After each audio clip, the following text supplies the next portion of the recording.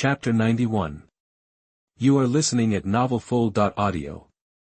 The basement with complicated roads was filled with stench. Theodore limped and ran with difficulty. Behind him, a giant monster, 5 or 6 meters tall and with gnarled muscles, was chasing him with its thick legs, making a big pit with every step. Bang! Thought the giant monster became more and more manic because he couldn't catch the slippery delicacy. He swung a huge stick in his hand and hit the floor with great force to make a deep pit. The splashing fragments hit Theodore's back, leaving blood marks and making him stumble again. Theodore didn't even look back. While rushing forward, he waved the white jade magic wand backward. There are many obstacles. A transparent ripple radiated backward, slightly blocking the giant monster's progress, but it only stopped for less than half a second. Theodore rolled on the ground, and his face and palms were scratched with some small cuts. He didn't care and quickly stood up and continued to run forward. From time to time, he shot a disarming spell backwards, hoping to knock the stick out of the troll's hand, but the troll's magic resistance was really high. His skin was like granite, and the spell had no effect on it.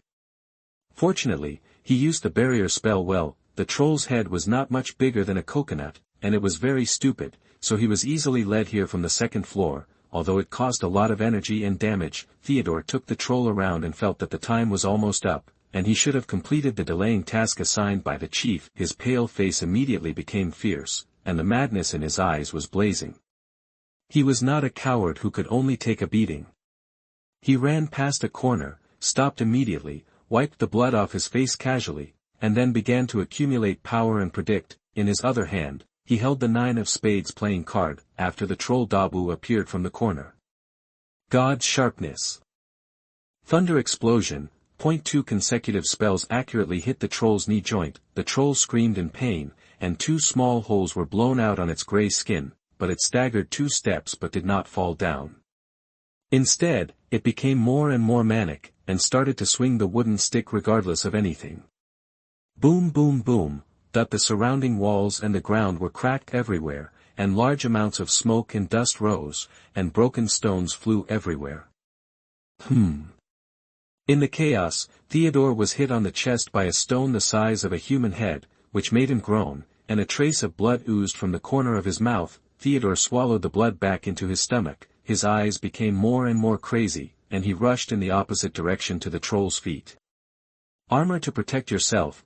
Under the random sticks, Theodore, at the most dangerous moment, raised his shield to block a random sweep of the wooden stick. He rushed forward quickly, jumped from under the troll's feet to behind it, aimed the playing card at the troll's back, and activated the spell. He screamed wildly.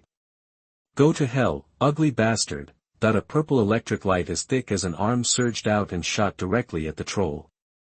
Boom! The upper body of the troll was immediately blown to pieces, and there was a sound of burning. The lower body of the troll fell forward powerlessly, smashing a large amount of smoke and dust, and countless burnt pieces of meat and blood fell everywhere, soaking Theodore's head and face, and he immediately turned into a bloody man. But Theodore didn't care, lying on the ground and laughing heartily. All of them will die, all of them will die. In fact, with the playing cards given by Shore for self-defense, Theodore can kill the troll from a distance, and if he can't kill it, he can also destroy the target. But Theodore deliberately approached the giant monster, wanting to experience the edge of death, and then laugh in the blood. Well, it is indeed a bit morbid. After laughing for a while, Theodore suddenly found someone above his head. Although his eyes were covered with a layer of blood, he could not see clearly, but he knew who the person was, and he opened his bloody mouth and murmured. Chief, I have fulfilled my mission. Seeing that Theodore was so embarrassed and a little evil, Shaw did not say much, and said softly. Are you happier? Theodore was stunned, and then nodded. Happy. Shaw smiled, not disdaining Theodore's blood, and reached out to help him up. I'm happy. He was about to take the 9 of spades from him. Wait until I fill the spell, and then give it to you. Theodore did not let go, but held the card tighter, shaking his head and begging. Thank you, Chief. I want to add a spell to the sequence poker myself. Is that okay? Shore's expression flickered, and he pondered and used the cleansing spell on Theodore to clean the blood stains all over his body. He then roughly applied some white fresh water on his wound, and then asked casually. "Oh. What spell are you going to use?" Theodore's eyes were full of bloodthirstiness, and he said without hesitation. "The killing curse." Shaw sighed secretly. With Theodore's understanding of this world hatred, it's a good choice to choose the killing curse. Maybe it can become your life curse. He wanted to say something, but if he didn't experience other people's pain, he really couldn't persuade them. Heart knots need time and care to slowly heal. Shaw reached out to straighten Theodore's lapel, patted his shoulder, and finally agreed. "Okay." Theodore's pale and cold face showed a bright smile. Blood seeped from the corner of his mouth, but it was stained with a sincere smile. Shaw didn't advise or warn, this great trust was more important than anything else. He bowed to Shaw. "Don't worry, Chief, I know my limits." Shaw also laughed. The clean smiles of the two teenagers were as warm and brilliant as the sun rising in this dark and smelly basement. "By the way, where are the professors?" Theodore suddenly asked after restraining his smile. Shaw said indifferently. "I met the professors upstairs and told them that Quirrell turned into Voldemort and was killed by me, leaving only his remaining soul to escape, so the professors hurried back to the hall." Theodore's whole body was shaking, and his eyes were full of disbelief. Shaw only gave him a task to walk the troll, and did not explain the cause and effect, and he did not need to know, but now he heard that it was Voldemort who returned and was killed by the chief. If you want to say who Theodore hates most in this world, besides his crazy and violent father, it is the powerful but dead Voldemort.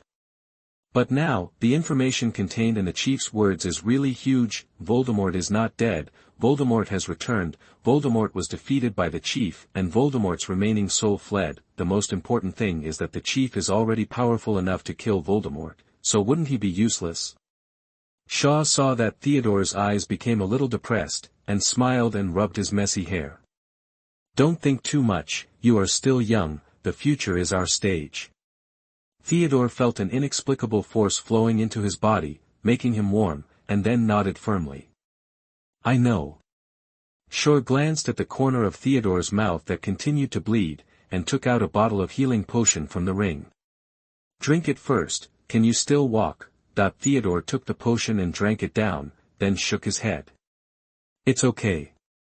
Shaw knew that this kid was very stubborn, nodded without saying anything more, and took the lead to the exit. Theodore endured the pain in his chest, straightened his back and followed. The hall was dilapidated and dim, the 4 long tables had long been a pile of broken wood, the candles suspended in the sky were basically extinguished, and there was a severely burned pit in the middle that could not be repaired in time. After the professors came to the hall, they looked at the tragic scene. And the dismembered Quirrell, and couldn't help but gasp. This. Chapter 92. You are listening at novelfull.audio. Seeing the scene, McGonagall took a breath of cold air and almost exploded. After learning the general situation from the gloomy Snape, his face became even uglier. He was both shocked and scared. McGonagall and Flitwick went forward to check on Quirrell's body, which had shriveled up and was no longer in human form. Professor Sprout hurried to check if the little wizards were injured, but was immediately pulled by the little wizards who were like chicken blood and talked all kinds of nonsense.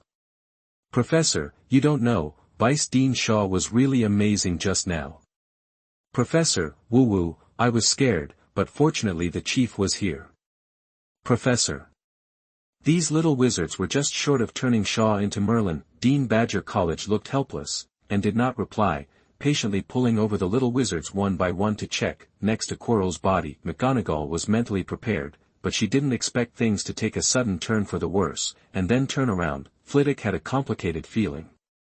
Quirrell was his proud student, such a smart person. Unexpectedly, he surrendered to the Dark Lord and lurked in Hogwarts, threatening the safety of the young wizards at all times. Now he is dead. I heard that he could not say a last word until his death. I don't know whether he was coerced or voluntarily. Flitwick was both pitiful and scared, and said indignantly. "Is the mysterious man crazy? He dared to do it in Hogwarts. The headmaster would not, the headmaster is not here." Then he patted his chest again. Fortunately Shaw blocked it. McGonagall pursed her lips, stood up, and transformed into a coffin to bury Quirrell's body and head. Professor Sprout was relieved when he made sure that no one was injured. then he ordered the prefects to take the students back to their respective lounges, and took a few eloquent students with Snape to the headmaster's office. She had to inform the headmaster to come back quickly and stop hanging out outside, and she also had to inform the Ministry of Magic. After they left, how could the excited students go back to the lounge?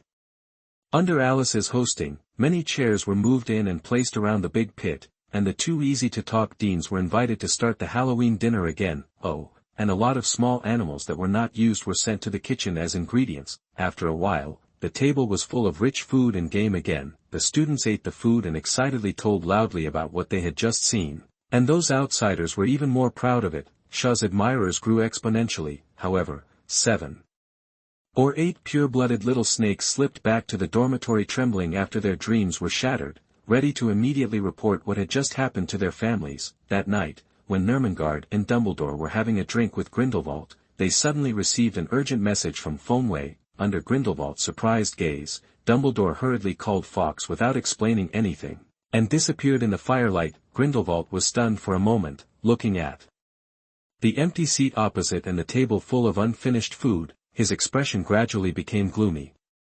"Come here, go check what happened in Hogwarts." That night, British Minister of Magic Fudge Connolly was enjoying dinner with his family at home, and suddenly received a letter from his subordinates. Fudge smiled, thinking it was a holiday congratulatory letter from one of his subordinates to flatter him, and felt that his prestige in the Ministry of Magic was getting higher and higher. But when he opened the letter, he just glanced at it for a few times and his face changed drastically. His fat body fell directly from the chair to the ground, and he started to talk nonsense. "Impossible, absolutely impossible. Voldemort is dead, yes, dead, dead. Is someone trying to overthrow my power? Dumbledore, ah yes, I'm going to find Dumbledore and tell him someone wants to harm me." Fudge had just taken office as minister not long ago, and his power was not stable, so he was still very attentive to Dumbledore. He got up, and in the surprised eyes of his family, he ran to the fireplace without even putting on his favorite hat. In a burst of firelight, he disappeared. That night, the Ministry of Magic, which had been quiet, became noisy again. All the Aurors were recalled to work overtime. Fudge took a dozen Aurors and went to Hogwarts with peace of mind, and the most terrified were not Fudge, but those pure-blood families. After receiving letters from their children, these families almost thought that the end of the world had come, and then began to contact each other in a panic to confirm the news. Lucius was also having dinner with Narcissa. Even though there were only 2 of them, the table was still full of delicious food. Narcissa mentioned Draco from time to time. "Xiaolong is really something. Now he dares to say that the food I cook can only be ranked 99th, and he said that Chinese food is the best in the world." Lucius, after hearing this, his expression was quite gentle, and he was about to scold his son with his wife. A flame suddenly rose in the fireplace, and then an old human face projection appeared on the flame. The human face said quickly and urgently, "Lucius, come to the Pure-Blood headquarters quickly."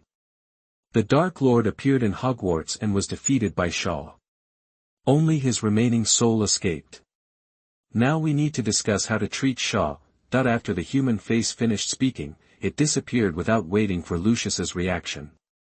It was probably to inform other families. Lucius and Narcissa opened their mouths wide, and the silver forks in their hands fell into the dinner plates.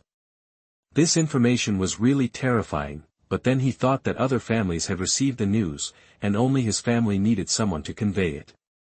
Could it be that something happened to Draco?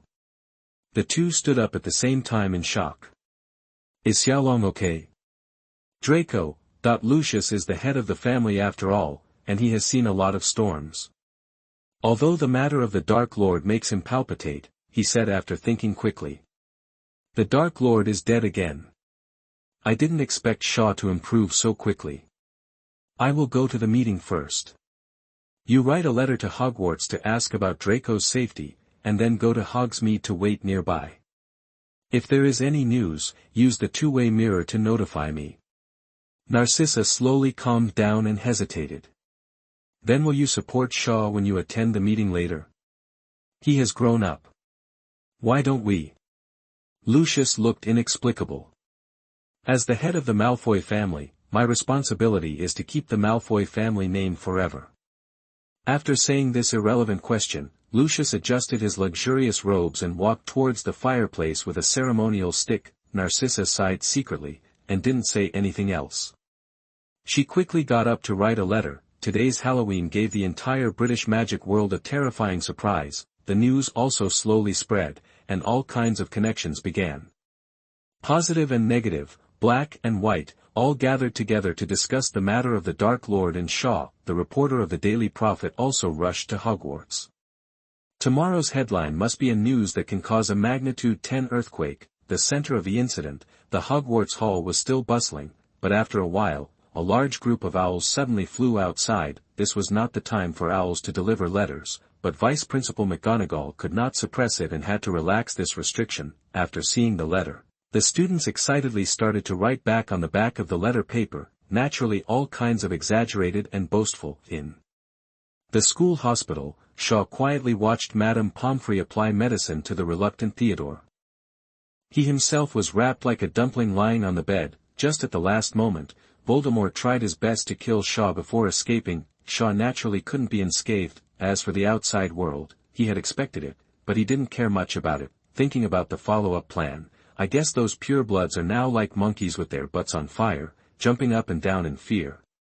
Shaw couldn't help but curl up a curve at the corner of his mouth. Let these people panic for a while, and then deal with them in a month or so. Well, use Voldemort's identity. Just as Shaw was thinking, a senior student ran into the infirmary, breathless. "Shao, Chief, the principal is looking for you. The password is Yuqianlongjing." Chapter 93. You are listening at novelfull.audio. In the principal's office, Dumbledore was making tea on his desk, and the kettles on the two red clay stoves were gurgling with boiling water. Dumbledore was obviously not a person who did things himself, and he didn't like to be pretentious. He hooked his index finger. More than 10 porcelain cups on the table seemed to come alive, grew a pair of feet, lined up to tap dance, and jumped into the boiling water to take a bath.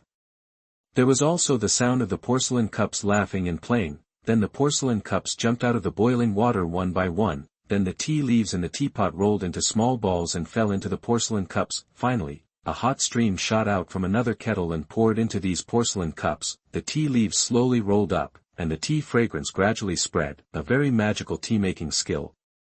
Dumbledore hooked his finger again, and all these porcelain cups floated up and flew towards the people in the room. At this moment, there were many people in the room, and it was even a little noisy just now. Now everyone stared at Dumbledore's tricks. Fudge picked up the teacup floating in front of him and was immediately scalded, so he became even more impatient.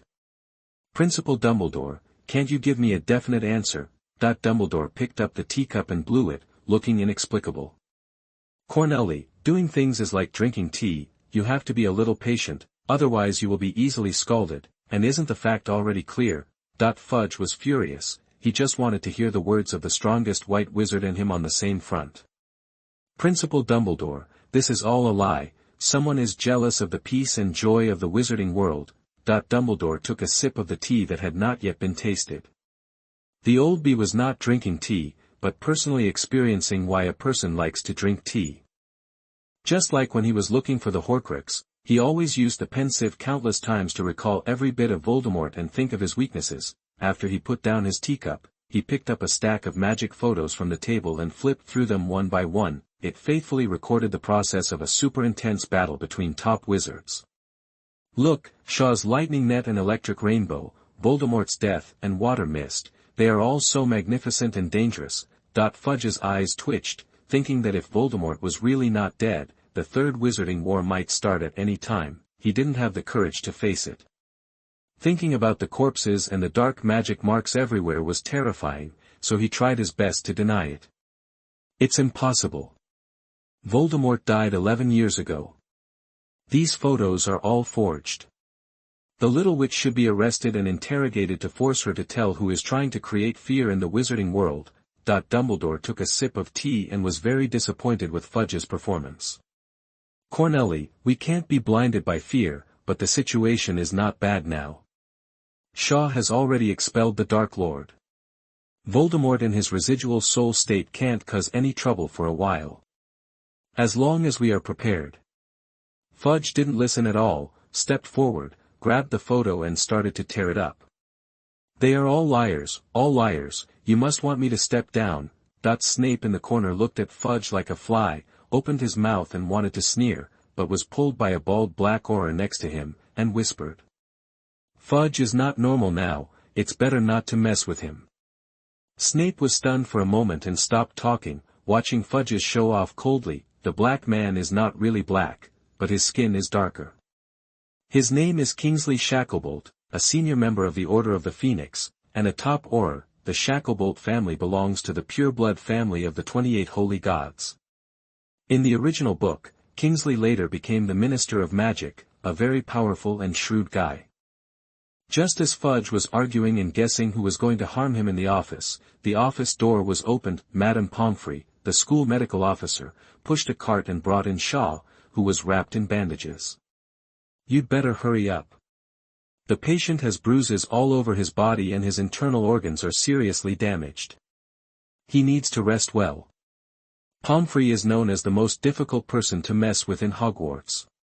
In her small territory, Dumbledore's face is not useful. Seeing Shaw so miserable, Snape's eyes flashed with a complicated feeling, and Professor McGonagall moved her feet to step forward to show concern, but Fudge was faster. He came to Shaw in one step and asked directly. "Your name is Shaw, right? Tell me, who forced you to act in this play? Don't be afraid. I am the Minister of Magic and can guarantee your safety." Shaw looked at the middle-aged fat man with cold sweat and a terrified expression in front of his eyes. "Is this Fudge?" "He is really timid, however. This kind of minister who is greedy for money, power and cowardly is a good minister for him now. Next is the time to show his acting skills." Shaw showed a trace of pain on his face, pretending to be weak. Said. "Mr. Minister, hello, I don't understand what you are talking about." Fudge obviously did not give up. He had to nip the rumor in the bud. If it weren't for the fact that there were so many people at the scene, and there were reporters, he might really use some tricks. Fudge could only warn secretly at this moment. "You are from the Black family, a natural foodie, cough. It is a big crime to publicize the return of the Dark Lord for no reason. You don't want to go to Azkaban to accompany your uncle." He thought for a while and continued. "If you can be honest, as a minister, I naturally can't turn a blind eye to some of the things that embezzled your family's property in the past. This is giving benefits, but it's all empty words from politicians, without any real temptation." Shaw blinked hard, wanting to laugh, but he had to hold it back. But it was not the time to confront Fudge head-on. Shaw groaned and his face became paler. "Sure enough, pretending to be sick. If it is a real illness, it is an excuse for invincibility. Well, students are still not allowed to learn it." Seeing this, Madame Pomfrey immediately said anxiously. "Do you have anything else to ask? If not, I will take the patient back to the ward to rest." Dumbledore stood up and walked over. He used magic to sense that Shaw was indeed seriously injured, so he went straight to the point. "Sure, how did you find out that Quirrell was abnormal?" Shaw blinked and said, "Let's be lenient. Principal, didn't I give you a notebook of dark magic that Quirrell stuffed into me last time? Since then, I have started to pay attention to Quirrell and found that he always likes to talk to himself when he is in a remote place, so I guess that he is not alone." Dumbledore's expression did not change and continued to ask. "Why would you and him start a war in the hall without any scruples, and even prepare hundreds of small animals as a shield wall in advance?" "Principal, I said this was a coincidence, do you believe it? Maybe you were not there at the time, so Quirrell was so bold that he wanted to kidnap the little wizards." Seeing Dumbledore's old face blushing slightly, Shaw held back his laughter and continued. "As for those little animals, they are my Halloween gifts for the little wizards. Think about it, when everyone is eating happily, the brooch suddenly turns into a little animal. Isn't it a surprise?" Shaw's nonsense explanation not only made Dumbledore's eyes jump, but also made other professors and Aurors fall for it. But some things, even if the person involved doesn't say it, there is another explanation that can be explained, and Shaw is now a student with super strong martial arts and prestige comparable to the Savior. Dumbledore really didn't know how to deal with it for a while. He could only wave his hand helplessly. "Poppy, take Shaw back to the ward to rest." Madame Pomfrey nodded and took Shaw out of the office without saying a word. This is a true doctor. In her eyes, there is no good or bad in human nature, only whether the patient is healthy or not. Fudge was anxious. Dumbledore. Shaw is obviously lying, how can we let him go so easily? I suggest using legilimency or even veritaserum. Seeing Fudge lose his composure and dare to say things that are forbidden by the law, Dumbledore was a little impatient. Corneli, the facts are irrefutable. What we need to do now is not to treat a little hero harshly, but to prepare for Voldemort's second comeback. Fudge's eyes widened and he pointed at Dumbledore rudely. You, I have listened to you very much, why are you still so dissatisfied with me? You must want to drive me out of office. All this is your conspiracy. I tell you, don't dream, I am the most suitable minister of magic. After Fudge scolded loudly, he walked out of the door angrily. Dumbledore's face darkened. Chapter 94. You are listening at novelfull.audio. On the second day of Halloween, the Hogwarts Hall has been restored to its original appearance. This is the charm of magic. After breakfast, countless little wizards were looking forward to the arrival of owls. They wanted to see how the Daily Prophet described the grand battle last night and how it praised the new savior, Shaw. When a group of owls appeared on time and dropped a roll of newspapers, the little wizards rushed to open the newspapers and read them. Those who did not subscribe to newspapers also squeezed in to read with other classmates, but after a while, someone cursed loudly. Has the Daily Prophet gone crazy? They actually said that the battle last night was a prank by a little wizard who burned down the hall. Ah, why am I not on camera? There was a reporter interviewing me last night. Nonsense, the Ministry of Magic actually has the nerve to come out and clarify. This is nonsense. No, Shaw is our savior, how can his reputation be suppressed for no reason? I want to write a letter to my aunt, she is the director of the Law Enforcement Department. Yes, I also want to write a letter to my family, the Daily Prophet has no credibility. The Quibbler did tell some truth and described the battle last night, but, why did it say that the Dark Lord and Shaw were acting together? Ah, too shameless. The little wizards were furious, and most of the half-blood snakes on the Slytherin side who were almost Shaw's diehard fans were the most excited. Alice, who was next to the first, had a serious expression. Although her slender hands wrinkled the newspaper, she did not get angry, she was well informed and had received instructions from Shaw. She knew that this was the result of Fudge and the purebloods working together to suppress public opinion. Fudge was power-hungry and had paranoia, so the purebloods were prepared to wait and see if Voldemort would contact them. And they had to see what Voldemort's condition was like before they could make a bet. Draco, who was sitting opposite Alice, also looked very ugly at the moment, and was almost as pale as Theodore. His parents wrote to him, asking him to monitor Shaw and assess Shaw's combat power. This is a spy. Draco didn't understand. They were obviously relatives, so why did they make things so ugly? Why couldn't they just get along well? Hermione and Harry came over at this time. Hermione, who was full of justice, immediately stood up for her idol. Senior, what's going on? Shaw really defeated the Dark Lord.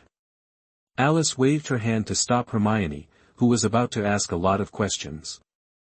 The chief has said that we should wait and see what happens. Hermione choked, then pulled Harry over. Senior, I want to introduce Harry to the organization. Oh, Draco can also be the recommender. Draco heard himself being mentioned, looked up and saw Harry looking at him expectantly. He was stunned for a moment and said absent-mindedly. Oh. Yes, I recommend him too. Alice naturally noticed Draco's strangeness, but didn't say anything. Similar things happened to more than just Draco, but others were not as entangled as he was, but she was also dissatisfied with Draco's constant wavering. As for letting Harry join the group. Hermione, this is not something I can decide, and are you sure Harry can unconditionally execute the chief's orders, even if he wants him to die? Harry's green eyes flashed with hatred. I can't guarantee anything else, but if I can completely kill Voldemort, I'm willing. Alice rolled up her hair and shook her head. If you're like this, not to mention that you can't pass the chief's test, even I think you're not qualified. Our organization is not established for Voldemort. Hermione was a little anxious. "Senior sister, no matter what, it's okay to inform the chief. I'll mention it, but don't expect too much." Alice was in a bad mood, too impatient to talk to them, so she got up and went to class. Harry looked tangled. He just knew that Hermione had entered a force exclusive to Shaw, but Hermione didn't foolishly reveal what she did. In the battle last night, Harry felt very powerless, but he also saw hope, that is Shaw, but he couldn't obey Shaw unconditionally. After all, the kind-hearted Harry felt that he couldn't be so cruel about the Forbidden Forest, and he didn't understand how Hermione, who was full of justice, became Shaw's confidant. The joys and sorrows of the little wizards and the changes in the outside world naturally did not affect Shaw, who was lying in the school hospital and spending his days leisurely. Madame Pomfrey, the bully of Hogwarts, did a good job of shielding him from all distractions. Shaw's bed was near the window sill, with good light, and a pot of daffodils swaying in the wind. In the morning light, Shaw half leaned on the pillow, his hair gently blown by the morning breeze. He was holding a book quietly, watching. On the bedside table was a pot of steaming tea. All this seemed so quiet and peaceful. Shaw was not actually thinking about the book, but was thinking about some follow-up plans. He thought of the interesting things that happened when several people came to visit him one after another. Alice came here to report some external reactions, and Hermione suggested that Harry join the group. Snape was very awkward at this time, and he came and left in a hurry. Only more than 10 kinds of precious potions, including the Felix Felicis, were left. Well, he also left a daily irony in a proud manner. "I hope these potions can prevent the new savior from falling down when he fights recklessly next time. I don't want to bother to choose a new chief." In addition to Snape's visit, Dumbledore also came. The pot of tea or sweet water was brought by the old bee. The two Riddlers still didn't talk about business, but just kept making witty remarks. "Dang, how do you feel, Shao?" "I feel okay." "Dang, yes, young people are full of vitality and will recover quickly." "Shao, yes, being young is good, full of vigor. Even if you get hurt once or twice, you still have the capital to recover quickly." "Dang, you should be more careful next time. After all, it's your own body. There's no difference between letting Quirrell run away and letting Tom's residual soul run away. You don't have to pursue everything in one fell swoop. Many things need to be done slowly." The second half of the sentence in Chinese. "Shao, I'm really reckless. The principal has learned Chinese better recently. I recommend you to read a very good book." "Book," Chinese youth says. "Dang, oh, I will read it when I have time. I have been studying Chinese medicine recently. I have a lot of insights into this subject, such as monarch, minister, assistant and envoy, prescribing the right medicine for the right disease, and curing the disease like pulling a thread." "Shao, it is indeed very reasonable. A terrible disease needs a strong medicine, otherwise you may die suddenly. Dang, you are still young. It is ominous to say this. Don't worry. Shao, principal, I am really not in a hurry. Isn't it better to take good care of the disease?" Finally, Dumbledore looked at Shaw meaningfully and left. He still had to deal with many things and deal with the Ministry of Magic and Pureblood families. The two talked for a long time, as if they said a lot, but also as if they said nothing. Theodore on the bed not far away wanted to say, "Riddler, get out of Hogwarts." Shaw pondered and felt the incomplete dark mark spell. The mouth was slightly raised, just hoping that Christmas would come soon. He prepared gifts for many people. Chapter 95. You are listening at novelfull.audio. Shaw lay in the school hospital for half a month, and endured countless abnormal potions before being allowed to leave by Madame Pomfrey. "Go quickly, if you dare to get hurt so badly next time, I will operate on you without anesthesia." "Okay, ma'am, thank you for your care." Shaw politely said goodbye to Madame Pomfrey, who had a sharp tongue but a soft heart, and fled out of the infirmary. He felt that if he didn't leave the hospital again, he would have a psychological shadow on the bitter taste. Walking in the campus, he didn't meet anyone on the road, but thinking of the piles of gifts and love letters that Creche handled for him every day, in order not to cause a commotion, he still cast a disillusionment spell. But soon, near the Slytherin lounge, Shaw actually witnessed a school bullying. several male and female students, both senior and junior, were surrounding Pansy with the lion head in a corner. "Pansy, tell me, what do you want to do? Why are you asking what the chief knows and likes? You half-blood lowly people, I warn you to get out of the way." "Huh, it's really funny. You, a poor little pure-blood, have the nerve to look down on us. You. Huh, the Dark Lord is defeated by our chief. You, a dog of the Dark Lord, are now trying to find out about the chief. You must be a spy. If you don't tell me why, I will strip you naked. Woo, how dare you, me. Hee hee, if it weren't for Draco's face, you would have been soaked in shit and urine by now. Woo, you will all be expelled," Pansy cried and threatened, but it was useless.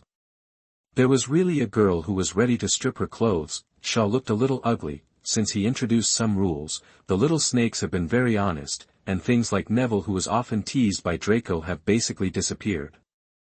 I didn't expect that after only half a month, this matter would come back to life. Although those students used the excuse of catching spies for themselves, this was definitely not the first time such a thing happened. No matter why, there is zero tolerance for this kind of thing. Shaw took out his wand and waved it several times, then all 5 bullies were hit by the upside-down golden bell spell and hung upside down.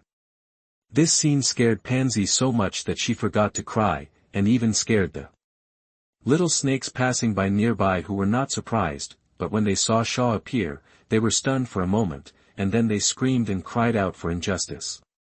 "Chief, we are your people. Chief, did you misunderstand something? Let me down quickly." "Ah. The chief is discharged from the hospital. Chief. Mighty and domineering." Shaw's face was neither sad nor happy.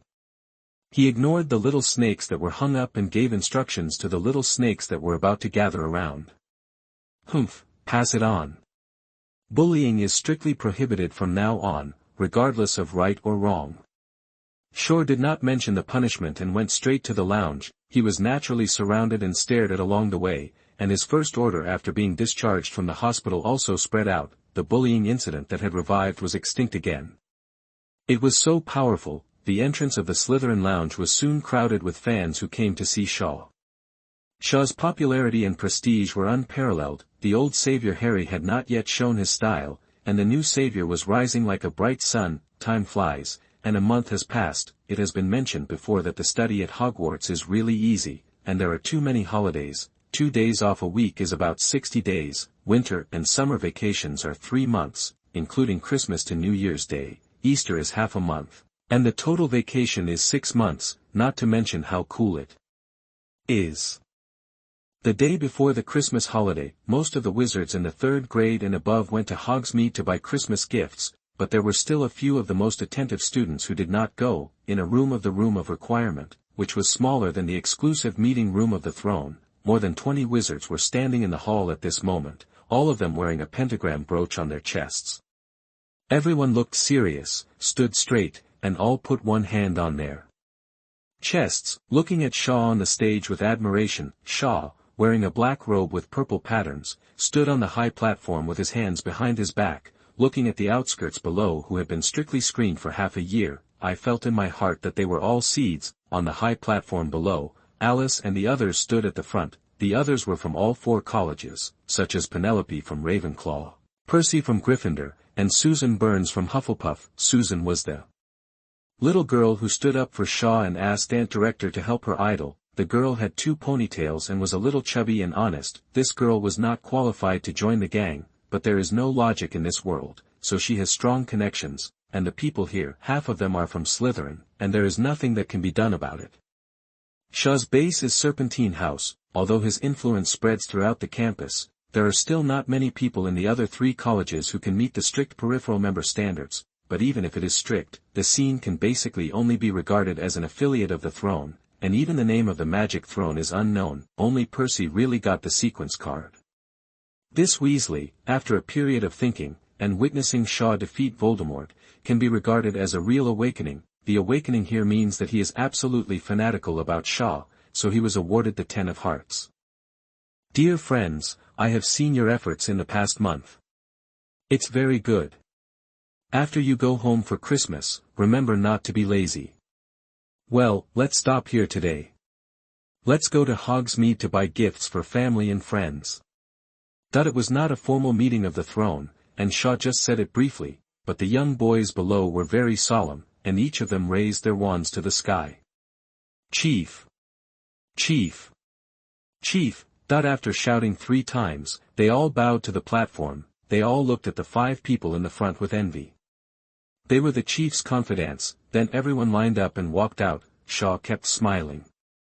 Although the official staff of the throne was still small, it was still growing slowly, within 3 years, although most of these people in front of him were hypocritical supporters at the peak, but as long as they brainwashed and showed their strength a few more times, they could basically be regarded as the main source of their 3rd-level faith value. Shaw came down to the stage. Percy stammered and wanted to plead for his stupid brother, but in the end he said nothing. He had to make merit first before he could speak, and Alice couldn't help but worry. Chief, is it really okay to accept Susan like this? Her aunt is extremely upright and will not be influenced by a student. Shaw waved his hand. It's just a casual move, and don't underestimate the unintentional chat between relatives. After all, people are emotional animals. After saying this, Shaw glanced at Draco, who was still a little absent-minded, and smiled as he led the way out. Draco, who was more mature, naturally knew what Shaw meant and couldn't help but clenched his fists. After getting up early the next day, all the little wizards were in a mess, and some who forgot to pack their luggage in advance were even more flustered. Shaw walked to the station with a few people carrying suitcases with empty hands.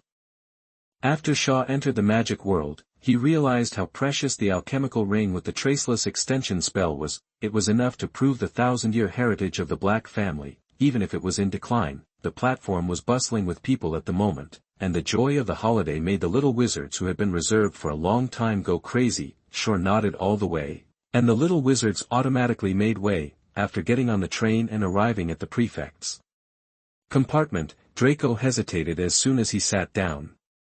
Shaw, can I come to your house this Christmas? Chapter 96. You are listening at novelfold.audio. Shaw never expected that Draco would suddenly make such a request, but he had many private plans to execute during Christmas, and these things were not suitable to be told to the members of the throne for the time being, especially Draco. However, seeing Draco's face of embarrassment and pleading, he thought that it was probably Lucius's signal again. He could understand Draco's difficulties, but as a superior, he could not sympathize. Let's not talk about the filial son Theodore, the brain dead fan, and just talk about Alice. Alice recently received a strange order from her grandfather, which was to let her explore Shaw's origins. Although Alice was puzzled, she told Shaw without hesitation. She also wrote a letter to persuade old Furley with the words her grandfather taught her: loyalty is loyalty, and double-dealing is a blasphemy against faith. Shaw looked strange when he heard it, and he had a rough guess in his heart. Not to mention others' curiosity, he himself was also curious about his mother, but the dog system only provided a name, Fekin. Then he said that he didn't have enough authority, and that was it. The dog system was simply useless. Shaw was not in a hurry about this matter. He would slowly ask someone to find out later. At this time, Shaw wanted to reject Draco's request directly, but he saw that the kid's hair was almost twisted into a knot like a weather forecast. He couldn't help but sigh. Then you can stay at my house for one night, and go back to your own house tomorrow, so that you can explain it more or less. Draco felt that his thoughts were seen through, and his face turned red and white. Beside him, Hermione was eager to try and wanted to go to her idol's house to take a look, but Alice gave her a sidelong look and told her not to meddle. The carriage was silent for a while. Percy was a newcomer, and there was a flash of calculation in his eyes. He stood up and told Shaw that he was going to inspect and went out first. Theodore glanced at Draco with disdain and took out an envelope from his pocket. Chief, this is the information you asked me to investigate. Shaw took it and didn't mean to open it, and put it directly into the ring. This was the task that Shaw gave to Theodore at the beginning, to find out the addresses of the pureblood families who were against him. With the relationship with Old Knot, Theodore still spent a lot of time to investigate clearly. After all, the cunning rabbit has 3 burrows, which is not exclusive to China. Taking the Hogwarts Express back to King's Cross Station is a kind of sentiment and ritual. Generally, no one will directly pick up and drop off the little wizard outside Hogwarts, and, strangely, the return express is really fast, and it returned to King's Cross Station in half a day. After getting off the train, on the platform, everyone asked Shaw if he had any tasks to be assigned, and left without receiving any instructions. Hermione actively invited Shaw to her house to play, because her whole family was Shaw's magic fans, but she only got a wait-and-see attitude, which made the little fangirl leave in a depressed mood. When only Shaw and Draco were left, Shaw didn't say much. Seeing Draco's almost depressed expression, he called Klesh and took them directly to the Black Mansion. Then Klesh ran to clean happily, still mumbling in his mouth. The young master is the savior, the one who defeated the Dark Lord, but it's a pity that the old master is gone. If he knew, he would be very happy. Klesh, as a loyal elf, can't do anything, but can only work hard. It was the first time for Draco to come to the Black Mansion. Curiosity made the tangled mood better. Although it was not as magnificent as his own home, it also had an ancient nobility that was not revealed. Shaw sat down on the sofa. No matter how urgent the matter was, it was not urgent at this moment. So he took out a set of tea sets and started to make tea, ready to comfort Draco, the broken child. Draco walked around nearby, quietly walked into the bathroom, cleaned himself up inside, and finally said to the mirror, "I just came to take a look, nothing else." "Draco, you are not a betrayer." Then he took a deep breath, left the bathroom, and sat down stiffly on the sofa in the hall. Shaw gave him a cup of tea and started to bring up the topic. "Proud Malfoy, when did you become so introverted?" Draco was stunned, stammered a few times, and finally said nothing. He picked up the teacup and drank tea to cover up his embarrassment. Shaw smiled. A little brat always worrying about adults. It's hard to say whether it's mature or childish. Just as Shaw was about to say something to encourage Draco, such as beating Voldemort was as easy as beating a chicken, not counting the small theater. At this moment, Klesh passed by the hall with a pile of furniture, and Shaw asked in confusion, "Klesh, are you going to move them to the warehouse? That bookshelf is quite new." Klesh stopped and jumped excitedly. "Master is the savior who defeated the Dark Lord and the most honorable person in the magic world. How can he still use these old things? Master, what he needs now must be the best." Shaw choked. He wanted Klesh to at least move back the bookshelf that he liked very much, but he didn't want to refuse the kindness of Klesh, a loyal servant. If he refused, this guy would probably punish himself again. Then he could only let this bookshelf gather dust. "Well, it's not a big deal. I can just wipe it occasionally." 6 points for understanding. "Okay, as long as you are happy." Klesh was immediately overjoyed. "Master is really kind. Klesh is honored to serve the Honorable Black. It's a pity that Master doesn't agree to chop off his head and hang it on the wall after Klesh dies." Shaw's eyes twitched. Draco, holding a teacup, stiffened after seeing this scene. He instantly thought of many things, such as how familiar he was with the bookshelf before Theodore appeared beside Shaw. Before, he was Shaw's closest person, and could be called his #1 younger brother, but things changed in an instant. Theodore, Alice, Hermione and others appeared one by one, and his position became more and more awkward.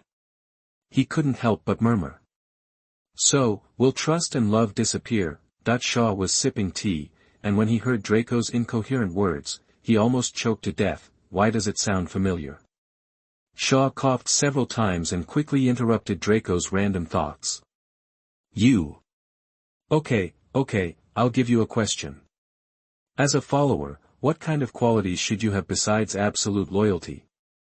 I'll give you a holiday to think about it."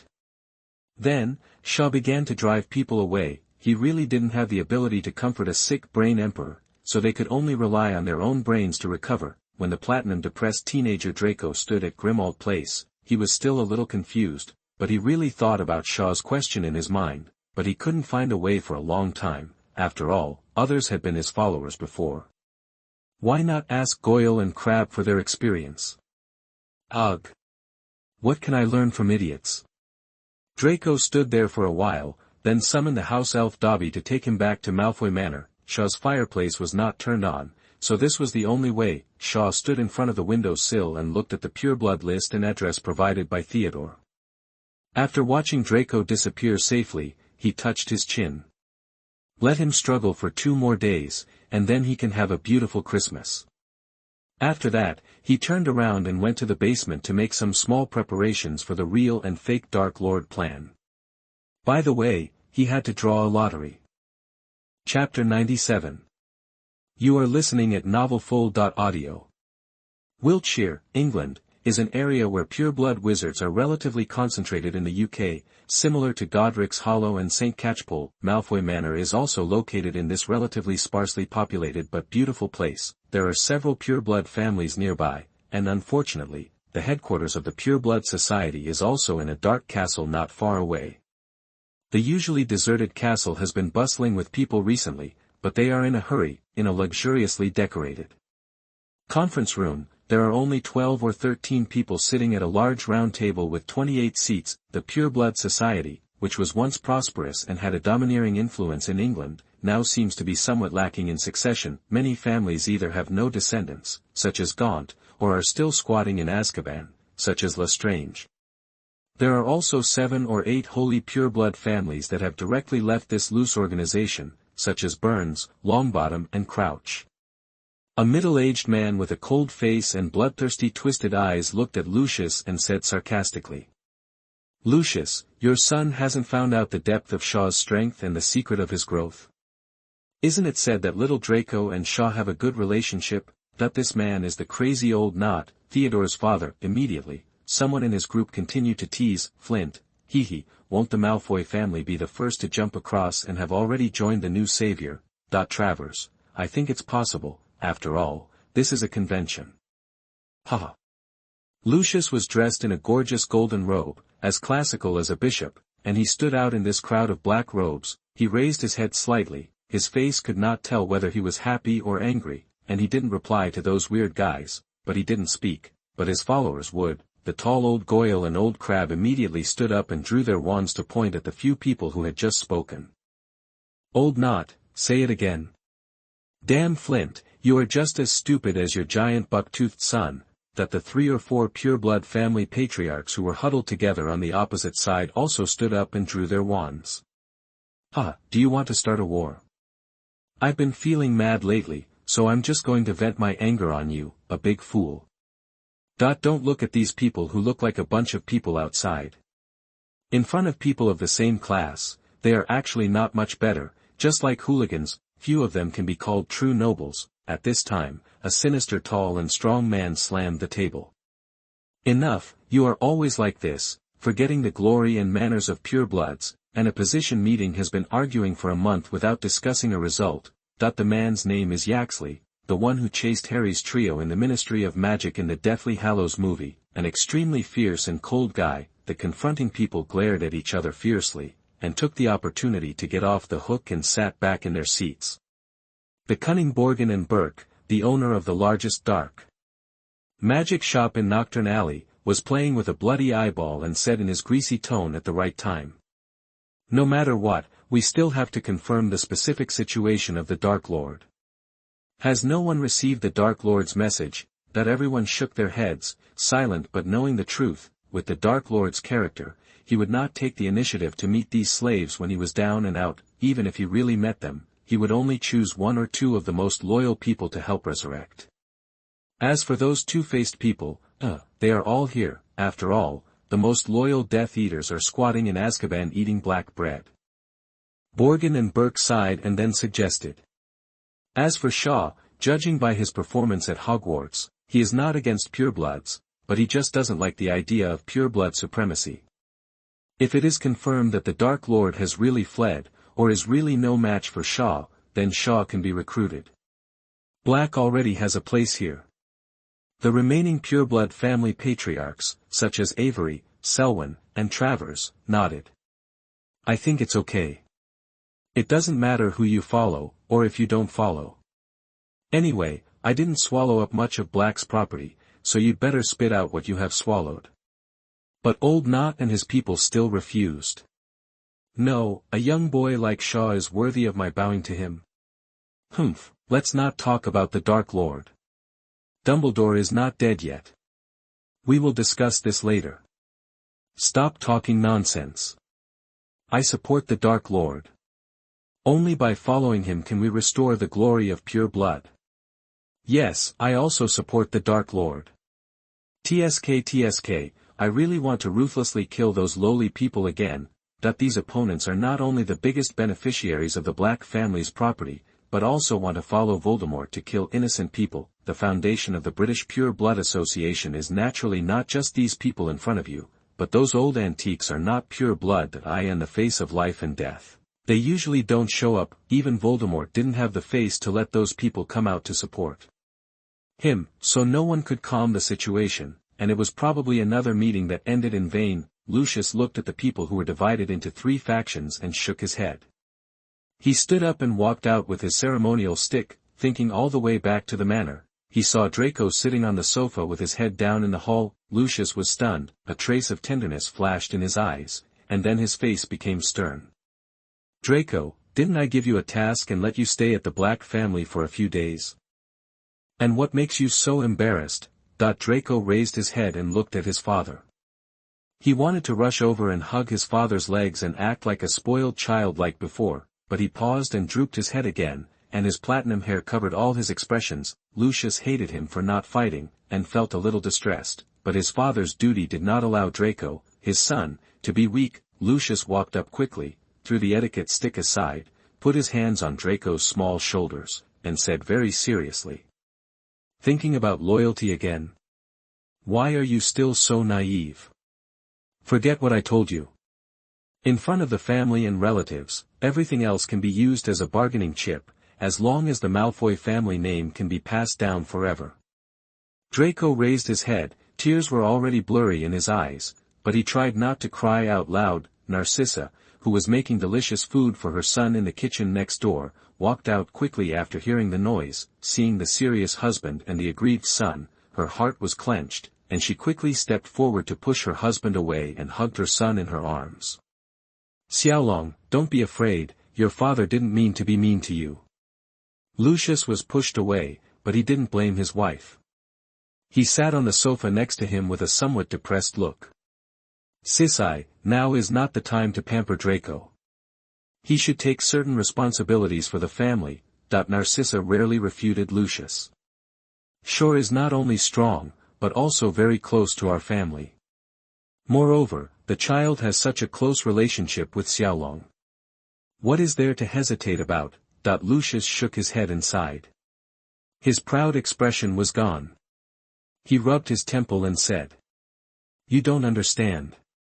The situation has changed suddenly recently. Not only has the Dark Lord returned, but I heard that the witch party has also revived. Dumbledore and the Ministry of Magic are also very tense.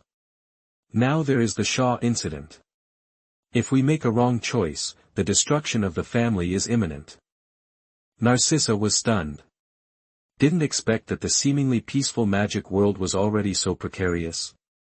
Draco, who had been curled up in Narcissa's arms, suddenly broke free from his mother's arms, stood up, wiped away his tears, and made himself decent. Under the surprised eyes of the couple, he asked solemnly. Dad, as a follower, what qualifications should I have? Chapter 98. You are listening at novelfull.audio. Seeing his son so serious, Lucius narrowed his eyes and said lightly. Have you decided? Draco's eyes flashed with a trace of entanglement, but facing his closest family, he was still honest. No, but I still want to know the answer. Please teach me, Dad. Lucius looked at Draco seriously for a long time, and a trace of relief flashed in his eyes. Then he stood up, picked up the etiquette stick from the ground, and paced in the hall for a while before speaking. Do you know why I always bring the Goyle and Crabbe families with me? Draco thought of his 2 little followers and hesitated. Because they are stupid and obedient. Lucius said without comment. It can only be considered half right, but you don't see through the fundamental reason. Half reason? Draco was puzzled, and then he looked like he was listening humbly. Lucius also enjoyed the time of parenting. Superiors do like loyal and capable subordinates. but human hearts are complicated, and there are spells like brain occlusion. The so-called loyalty is unpredictable. Draco opened his mouth, but could not come up with a rebuttal. Lucius seemed to have thought of something, and his expression suddenly became complicated, and then he continued. There is a very good saying that people who can be hypocritical for a lifetime are really kind, and the same can be said about loyalty to a person. So even if you have thoughts about him, as long as you are not discovered, it is not considered betrayal. Draco's mouth was wide open, and his ahogue turned into an exclamation mark. Dad made it sound so famous that he was two-faced, which shocked his worldview. Lucius stretched out a hand and put it on Draco's shoulder, saying patiently. Reality is not a fairy tale, but naked cruelty. Okay, you will digest this slowly later. Let's talk about Old Goyle and Old Crab. Although these two are dull, they have been taught by me for many years and are extremely loyal. For difficult things, we can spend money and use connections to find someone to do it, but for private or life-threatening things, it is a foolish choice to let smart people with quick minds do it. When encountering a family crisis, the position of smart subordinates is debatable. This critical moment reflects the role of the Goyle and Crab families. In ancient times, they can also be called dead men or scapegoats. Speaking of this, Lucius's face was a little unnatural, and he subconsciously touched his nose to cover up the embarrassment. Draco thought for a while and nodded and shook his head. But I'm not stupid. Lucius glanced at Draco unhappily, and quickly calculated his experience of working under Voldemort in his mind, and then concluded. Not all the subordinates of the superior are idiots, and you are not suitable to be a dead soldier. Let's put it this way. A qualified follower needs to meet 3 conditions. First, you need to know how to pay for yourself, implicitly or explicitly. Second, you need to be invisible and efficient, which is easy to understand. Third, and most importantly, the highest level of a follower is to make the superior inseparable from you. You must play an irreplaceable role in the power you belong to. Other details are icing on the cake. After Lucius finished speaking, he stood up and took Narcissa to the study to discuss other things, leaving Draco to think carefully. Draco's eyes were confused, and he was brainstorming in his mind, thinking about his father's teachings, and what irreplaceable role he played for Shaw. Not only the Malfoy family was raising children here, but the same plot was also happening in the Fry family, but the plot was a little unusual. Somewhere in the suburbs, there was a low-key and luxurious 3-story building, in the study of the building. Alice looked at her grandfather, Old Fly, with dissatisfaction. Grandfather, you taught me that loyalty must be consistent since childhood. Why is your attitude so ambiguous now? It's even annoying. The vigorous Old Fly was not angry, and looked at his granddaughter kindly. Alice, don't be angry. I don't mean to jump back and forth.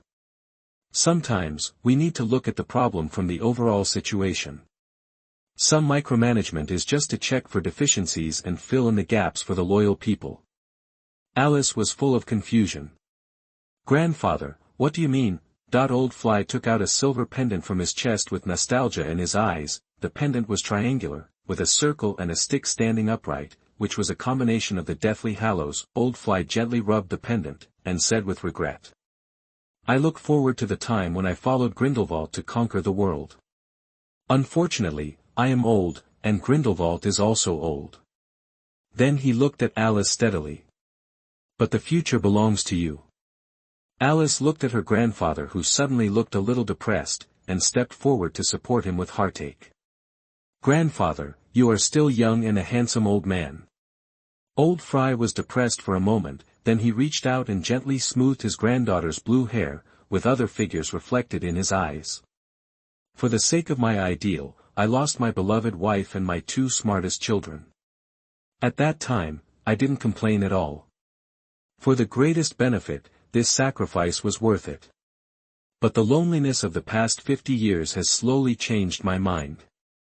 Whenever I see them in my dreams in the middle of the night, whenever I go to the grave to pay tribute to them, my noble and cold heart is gradually gnawed by shame. I am a selfish and cold-blooded person, until I saw you grow up and become an excellent person, which made up for the lack of family affection for me for many years. I knew that I was wrong. I was sorry for my wife and children. I regretted letting them sacrifice for an ideal that I didn't know whether it would succeed. Alice thought of her grandfather's love for her over the years, and she shed tears silently with old Fry, comforting each other. After a long while, Alice asked. Then why do you support me to follow the chief, and why do you want me to monitor him? Old Fry took out a white handkerchief, wiped Alice's tears, and smiled with tears. Just because you like it.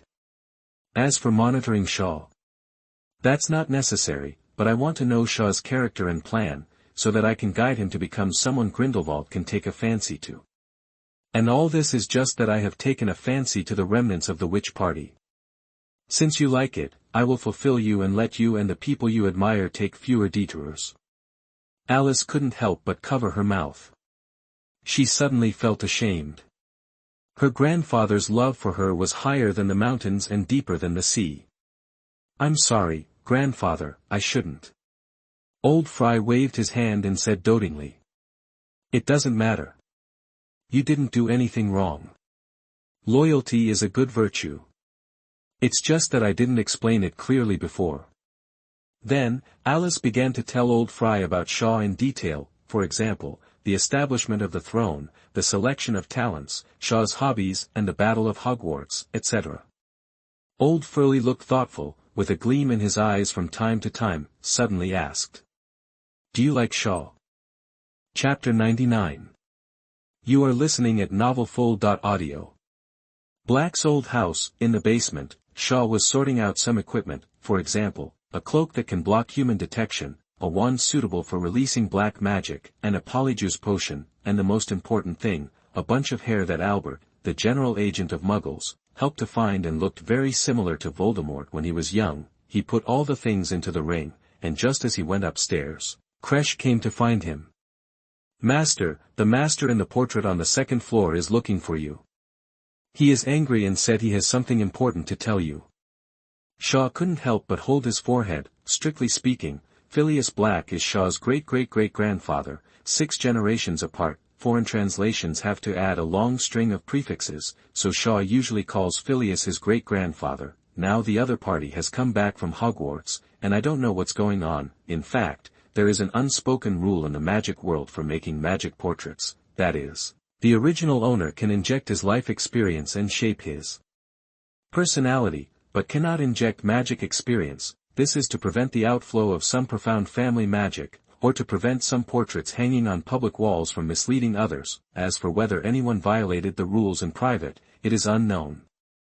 Anyway, as a portrait that needs to be hung in the principal's office, Phileas will definitely not violate the rules. Since he can't teach people magic, Shaw is too lazy to talk to the mean and foul-mouthed Phileas. Seeing Klesh looking at him eagerly, Shaw estimated that the other party may have served Phileas. After all, Klesh is really old. The old Shaw wanted to give him a good life, but he didn't dare to say it. However, since Phileas ran back from Hogwarts, maybe there was something important. Shaw thought about it and went to the family tree display room on the second floor.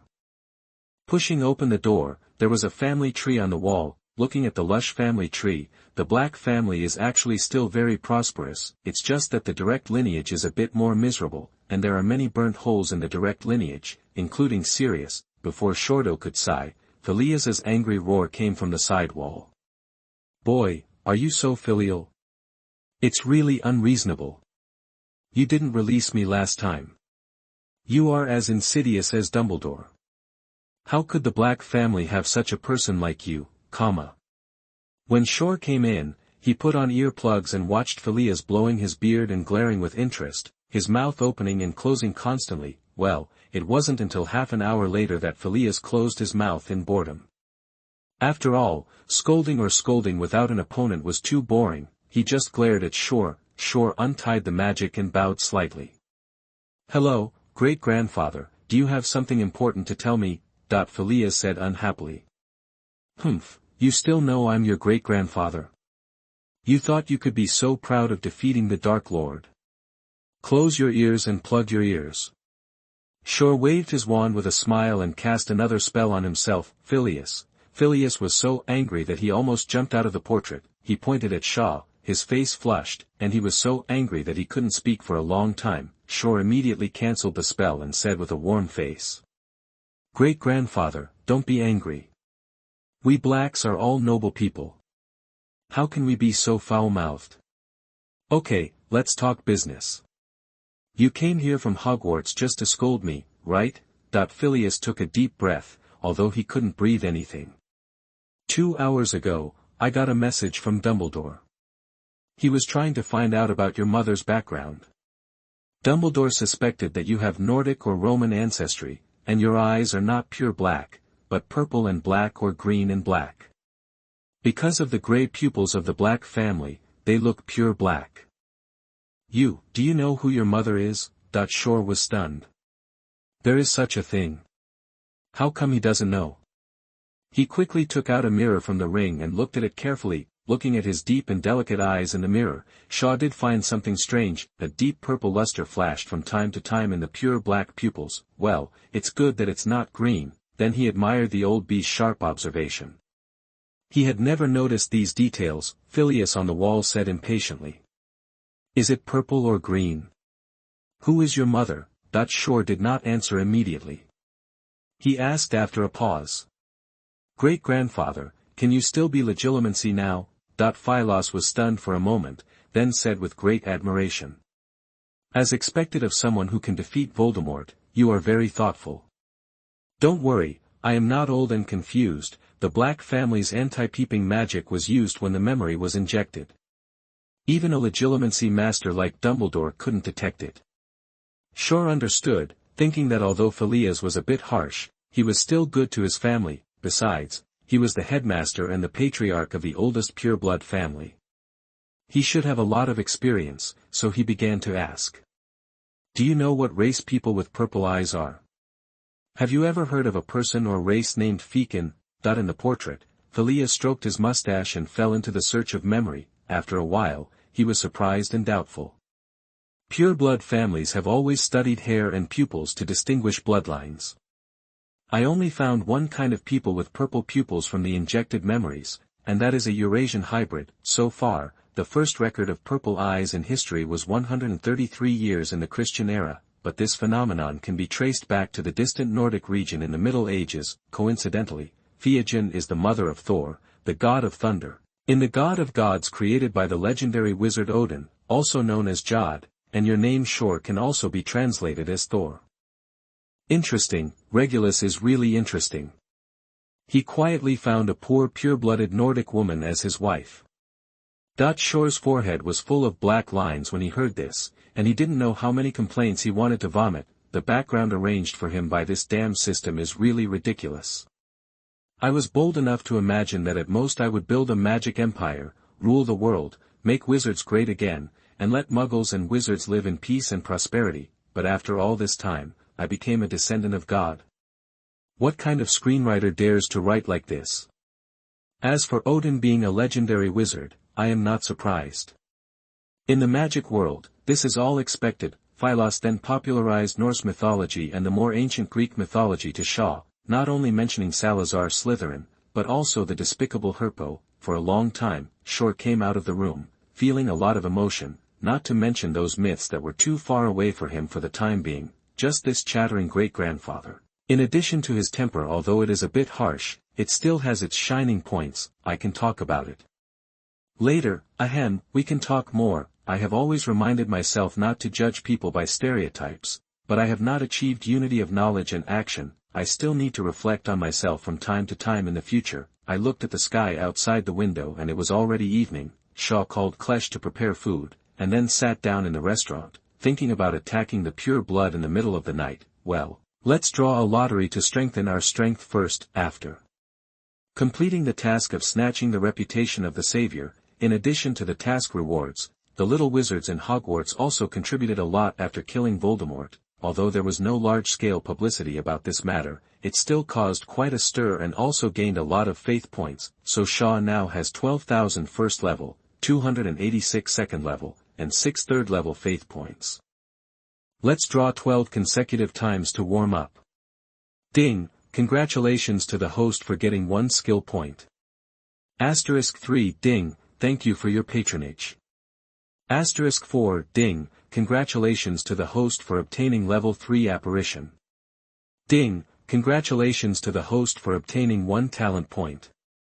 Asterisk 2, ding, congratulations to the host for obtaining 10 magic points. Asterisk 2. Shore took a look at the rewards of the first level lottery, and was particularly satisfied with apparition. Then he drew the second level one without hesitation. Ding, congratulations to the host for obtaining puppetry. Ding, congratulations to the host for obtaining necromancer shield. Chapter 100. You are listening at novelfull.audio. Kresh quietly placed the prepared dinner on the table. He glanced at the young master who was in a daze, and silently retreated into the shadows, preparing to replace the cold dinner with a new one if the young master didn't eat it in 10 minutes. The reason why Shaw was silent was because of the puppetry. This puppetry is very powerful, and it is a comprehensive application of soul magic and alchemy. The part of the advanced alchemy knowledge involved directly pushed Shaw's muddy level 0. Alchemy talent to level 3, which shows that it is extraordinary. Soul magic is more complicated. In a nutshell, it is soul control, which involves will confrontation, soul contract, soul taming, etc. It is considered a more advanced and profound soul-stealing spell. As for puppetry, as the name suggests, it is to make an alchemical puppet with a soul. It can also be made into a general micro-intelligent puppet.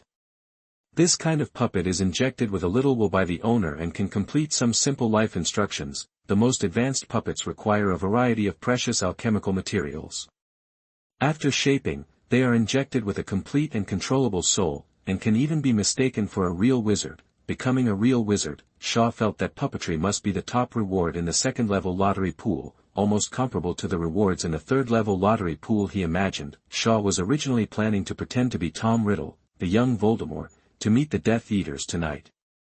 But suddenly there was such a puppetry, which gave Shaw more ideas and plans. Originally, the first stop was to visit the Knot family, find the old Knot and vent his anger on Theodore. Now, he decided to go to Malfoy Manor first. After coming to his senses, Shaw quickly calculated the 3 skill points, 3 talent points, and 1 legendary value left over from the recent lottery. He pondered for a while on how to add points. First, increase the apparition to level 5 directly. This level of apparition can cast spells silently and without a wand, and can already be used in combat, combined with the lightning ring. Wow, the killing curse was upgraded to level 5. This powerful killing curse, coupled with the incomplete dark mark and the recently learned level 3 cruciatus, is enough to fool people. Then I upgraded the alchemy talent from level 4 to level 5. In addition to being able to make puppets better, I can also make my own alchemy poker without having to rely on that cunning Borgin and Burke, which is not bad. The white magic talent was upgraded from level 3 to level 5.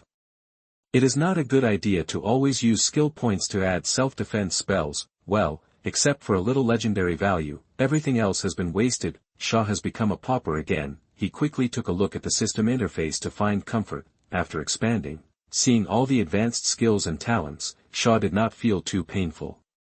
Master, it's time to eat. Kresh had changed dinner twice. Seeing Shaw come back to his senses, he could not help but remind him in a low voice. Shaw smiled warmly at him and suddenly thought of something and asked. You know where Malfoy Manor is, right? Kresh nodded. I know. Kresh and the master have been there before.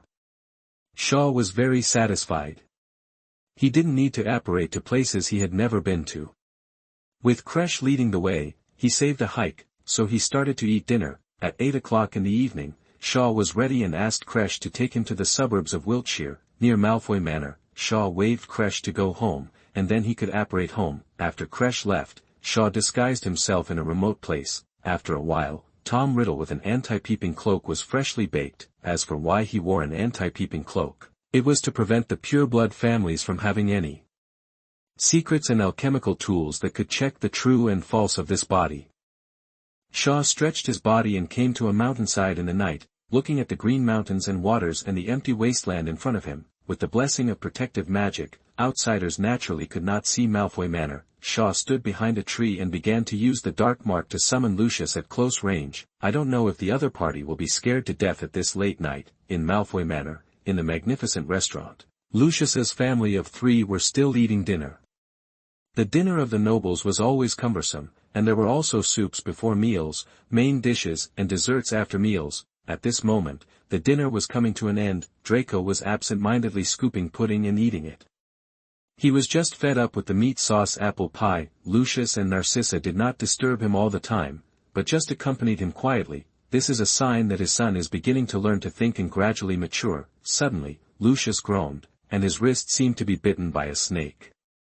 He quickly covered it with his other hand. Cold sweat gradually seeped out of his forehead, and his eyes were filled with panic. Occupied, one is pain, the other is fear. "Dear, what's wrong with you?" Narcissa immediately stood up and came to Lucius' side and asked with concern. "Dad." Draco was also startled back to his senses by the noise, and also stood up anxiously to go over to care for his father, but Lucius suddenly shouted. "Draco, you now, go back to your room and stay well, don't come out without my order." Narcissa vaguely knew why. After all, her husband's actions were too obvious. Although she didn't have the dark mark, she knew the effect of the spell very well. Draco was stunned and couldn't help but open his mouth. His father had never been so fierce to him, but his father's fearful and anxious look made Draco know that something bad was going to happen. And the only thing he could do now was not to make trouble. Then Draco, who became more sensible, bowed to Lucius, and went back to his room without asking anything. After her son left, Narcissa couldn't wait and asked in a trembling voice. "Is he back? Is he calling you?" Lucius nodded with difficulty, and lifted his sleeves, revealing a dark mark on his wrist. The venomous snake was still swimming slowly, swallowing a skull in its mouth. Yes, and it's right at the door of the manor." Narcissa's pupils shrank suddenly. What should we do?" Lucius was still a little frightened at this moment, and all kinds of memories from 11 years ago quickly emerged in his mind. The Dark Lord was crazy, cruel, powerful, and arrogant. And after the other party fell, he was considered a traitor. Lucius took a deep breath, calculated in his heart, and patted Narcissa's arm to comfort her. "The Dark Lord asked me to go out to meet him. You stay at home. Don't worry, I will be fine. The Dark Lord needs help now." Narcissa is also a wise woman. She quickly weighed the situation and felt that it made sense. "Then you should be careful. Money and other things are all external things."